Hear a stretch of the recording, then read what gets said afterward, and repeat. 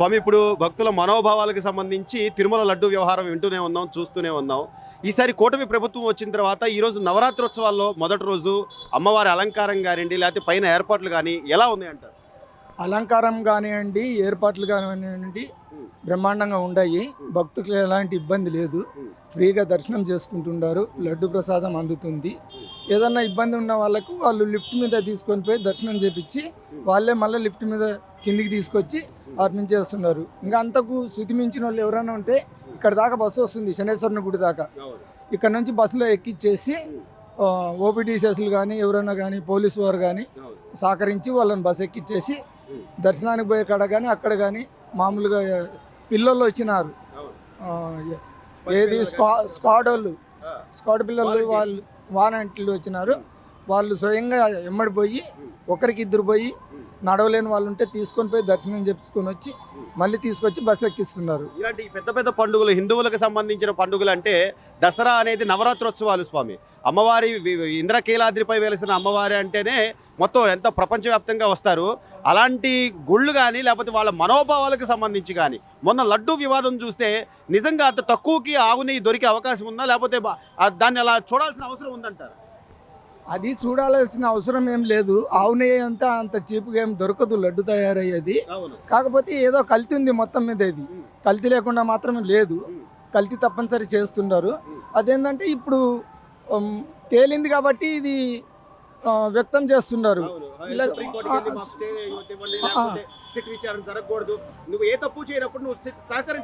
సహకరించాలి, కానీ తప్పు జరిగింది. ఇది జరిగింది కాబట్టి వాళ్ళు దేనికి సహకరించలేకపోతున్నారు. అంటే హిందువుల మనోభావాలను దెబ్బతీసి లేకపోతే పోనీ తిరుమలకి ఏమైనా ఆదాయం తక్కువ, స్వామివారి ఆదాయం తక్కువ? ఆదాయం తక్కువ ఏం లేదు. అన్నిట్లో ఫస్ట్ దేవాలయము తిరుపతి. అంటే వాళ్ళు ఏదో వాళ్ళ తృప్తి కోసము అట్లా చేసి జనాన్ని మోసం చేసి ఇబ్బంది పెట్టి వాళ్ళు సంపాదించుకోవాలన్న ఆలోచనతోటే కానీ ఇది ఏంటంటే ఎలక్షన్లకి దీనికి డబ్బు ఖర్చు పెడుతున్నారు కదా, ఆ డబ్బు ఏదో రకంగా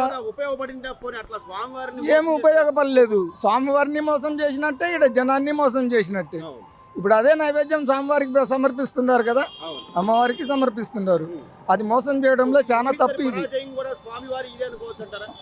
ఇప్పుడు వైసీపీ 11 సీట్లకే పరిమితం అవడం, జగన్మోహన్ రెడ్డి 151 సీట్లు వచ్చిన వ్యక్తి ఈసారి 11 సీట్లకే పరిమితం అయ్యాడంటే ఎలా చూడాలి దీన్ని ఎలా చూడాలని? దేవుడు చూశాడు, అది దేవుడు చూసి న్యాయం చేశాడు అంతవరకే. దేవుడికే అన్యాయం చేసే పరిస్థితి ఉన్నప్పుడు మనం కూడా ఏం చేసే లేదు. మన చేతిలేం కాదు కదా, దేవుడి దగ్గర చూసుకుంటాం. దేవుడు ఎంత పాపం చేస్తున్నాం, మనకు అంత పాపం నచ్చడం కనపడుతుంది. అది జరిగేది. లడ్డు కానీ లేదా ప్రసాదం కానీ ఏదైనా కానీ మనం ఎంతో భక్తిభావంతో తీసుకుంటాం, కళ్ళకద్దుకొని ఒక పరమ పవిత్రమైన ప్రసాదంగా తీసుకుంటాం. అలాంటి దాన్ని కూడా నువ్వు ఈ రోజున వ్యాపారం వాళ్ళు ఏ దేవస్థానానికి కానీ అమ్మవారికి కానీ అయ్యవారికి కానీ సబబుగా న్యాయంగా ఏ చేసినా కానీ జనం ఇబ్బంది పడకుండా చేస్తే వాళ్ళకి ఏ రోజుకైనా కానీ మోక్షం ఉంది, ఖచ్చితంగా మోక్షం ఉంది. వాళ్ళు ఎప్పుడైతే అమ్మవారిని అయ్యవారిని కీచపరచాలా, జనాన్ని మోసం చేయాలనే ఆలోచనలో వస్తే వాళ్ళు ఏ పరిస్థితుల్లో ఇదే పరిస్థితిలో వస్తుంది. వాళ్ళకి ఎక్కడ వ్యక్తిగతంగా కానీ ఏదైనా చేయండి, న్యాయపరంగా చేస్తే అన్నిటికీ వాళ్ళు తోడుగా ఉండి జయిస్తారు. చివరిగా స్వామి, ఈ రోజున మీరు ఏర్పాట్లు చూశారంటున్నారు, మొదటి రోజు అమ్మవారి దర్శనం చేసుకున్నారు. అలంకారం విషయంలో కానీ లేకపోతే పైన ఏర్పాట్లు కానీ గుడి అలంకరణ కానీ అంతా చాలా బాగుంది అని చెప్తున్నారు. అంతా చాలా నీట్గా ఉంది. అన్నప్రసాదం కూడా నీట్గా ఉంది. అన్నీ నీట్గానే ఉన్నాయి. కాకపోతే ఈ లడ్డు ప్రసాదం విషయంలోనే కొద్దిగా మోసం జరుగుతుంది. న్యాయం జరగాలి. ఇప్పుడు ఇక్కడనే కాదు, అక్కడ జరిగిన మోసం ఇక్కడ కూడా జరగకపోవచ్చు. ఇవాళ కాకపోతే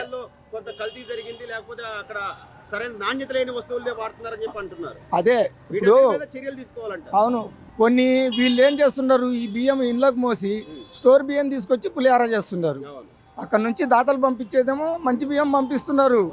ఇవి ఏదో రకంగా కొట్లకేయటమా వీళ్ళు తీసుకుపోవడమా చేసి స్టోర్ బియ్యం తక్కువలో వస్తాయి చూడండి, అవి తీసుకొచ్చి పులిహార చేస్తున్నారు. అంటే వీళ్ళు చేసేది మోసమే.